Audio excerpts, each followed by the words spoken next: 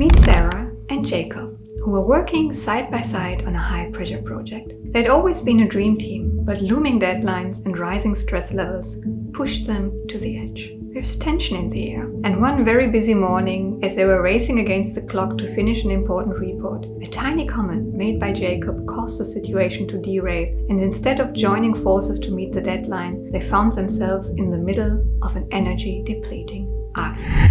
What had just happened? And even more importantly, what can they and what can you do to prevent these misunderstandings and conflicts? Let's find out. Hello and a very warm welcome. My name is Sabine. I'm an organizational psychologist and leadership coach and trainer. And on this channel, I share proven and actionable tips to help you take the lead and succeed in your career. In today's fast-paced and interconnected work environment, effective and clear communication is paramount to the success of individuals, teams, and organizations. It is the key that unlocks productivity, collaboration, positive work relationships, and ultimately goal achievement. Yet, despite its significance, many people struggle with effective communication, causing far too many unnecessary misunderstandings, conflicts, and a whole host of even bigger problems. The good news is there's something we can do about it. Let's look into 4 common misconceptions about communication and the problems that they cause, and then, building on these findings, explore 2 easy-to-follow communication concepts that will help you in becoming a more intentional and effective communicator.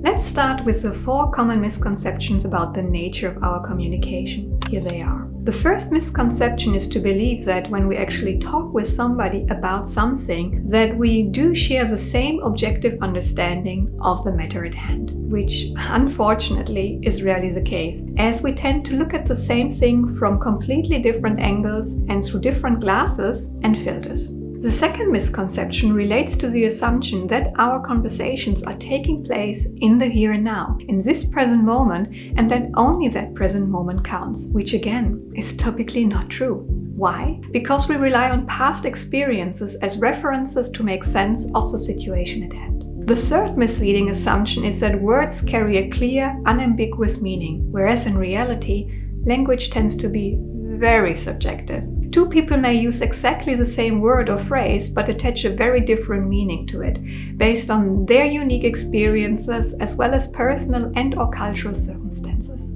And then lastly, the 4th misconception is to believe that, in particular in the business context, we just have to communicate the facts clearly enough and that everything else will follow, when in fact, there is so much more to each message than facts, as we will see in a moment. Now that we are aware of these misconceptions and the problems that they cause, what can we actually do to address them? This is where the first scientific concept comes into play. It's called the ladder of perception and was developed by Chris Aguirre, a Harvard professor and scientist in the field of organizational behavior and management. It illustrates that we don't look at reality in an objective way, but that our perceptions and interpretations of reality are constructed through a series of mental steps or filters, precisely those that we just looked at. Becoming aware of these filters and understanding the dynamics at play can be a real game changer when it comes to effective communication. Let's quickly go through the steps. In each situation that we encounter, there is actually a lot of raw data to start with. That is the objective, clean information that we receive through our senses. Now, as we climb the ladder, we encounter the first filter,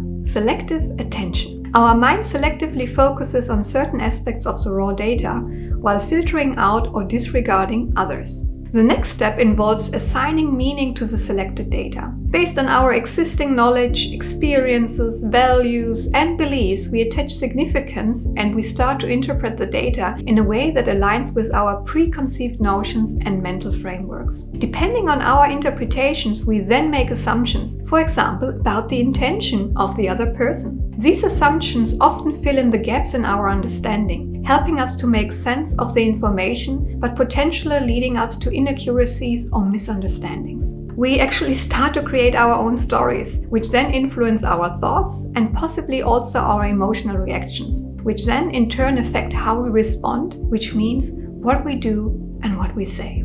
Now, the problem, as I'm sure you can imagine, is that different individuals may climb the ladder very, very differently, resulting in varied perceptions and interpretations of exactly the same objective reality, causing our worlds to collide. Now, in order to avoid this clash and the related misunderstandings and conflicts, there are two things that we can do depending on whether we are either on the sending or on the receiving end of a communication equation. At the receiving end, the key thing to keep in mind is that we as humans love to create our own stories, and that we actually climb this ladder of perception, and that we draw our own conclusions, which might be right, but could also be terribly wrong. Here are a couple of questions that can help you look at things more objectively. Do I know for sure that my conclusions are right? Could there be another way of looking at this? What assumptions have I made? And what factors have I missed? Asking yourself these questions will help you in getting a better, much broader perspective on the basis of which you can then enter into a dialogue with the other person and explore his or her point of view from a place of curiosity.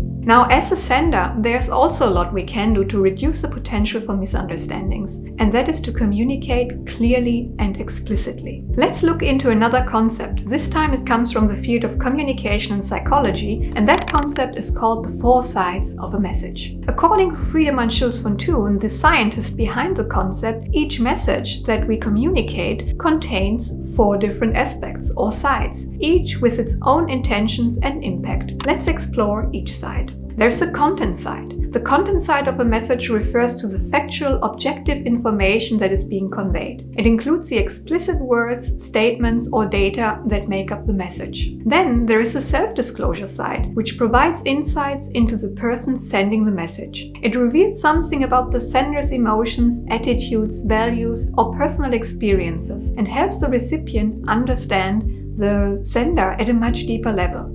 The third side focuses on the appeal, meaning what the sender wants to achieve with the message. It represents the desired reaction, response, or action the sender expects from the recipient. And then lastly, there is the relationship side, which addresses the nature of the relationship between the sender and the receiver. It involves the social and emotional dynamics that exist between the two parties. This side communicates how the sender perceives and feels about the recipient and their relationship, and it can influence the overall tone and impact of the message. Understanding the 4 sides of a message is important because effective communication involves considering and managing all of these aspects. Misunderstandings can easily arise when different sides of a message conflict or when the sender and the receiver interpret them differently. By recognizing and addressing each side consciously and explicitly, we can enhance the clarity and effectiveness of our messages. Now, let's look at Sarah and Jacob again. Remember the argument they had about the report? Here's what happened. They were supposed to deliver an update report to senior management, for which they only had a very limited amount of time. Sarah put all data together in a night shift. It was the first time that she worked on such a report, but with Jacob being busy, she took over and did her best. When meeting Jacob the next morning, he said, "The report requires adjustment. It's not at all at the level it needs to be for senior management." Now, with everything that we discussed, you probably noticed that this message leaves far too much room for interpretation. And with things not being addressed explicitly, Sarah has to create her own story. She decides what to focus on and how to make sense of Jacob's comment. And as she does, the situation derails. Let's look at each side. The content. Now, Jacob says the report requires adjustment. Okay, but in which specific way? The self-disclosure. Now, Jacob thinks, I could have provided Sarah with much better guidance as I've worked on similar reports in the past. However, that's not the message that Sarah gets. She assumes he is clearly annoyed and disappointed. The appeal side is not clear either. While Jacob thinks, hey, let's figure it out together, no problem, Sarah interprets, he wants me to handle it, cause I messed it up. And then lastly, on the relationship side, and this most likely has the highest potential to really trigger Sarah, Jacob thinks, we are a great team, and I want us to be successful together. However, Sarah reads it as follows. He's bossing me around and thinks he knows it all. No bad intention, but a high amount of pressure, little time to reflect, and far too much room for assumptions causing misunderstandings, conflicts, frustration, and resentment.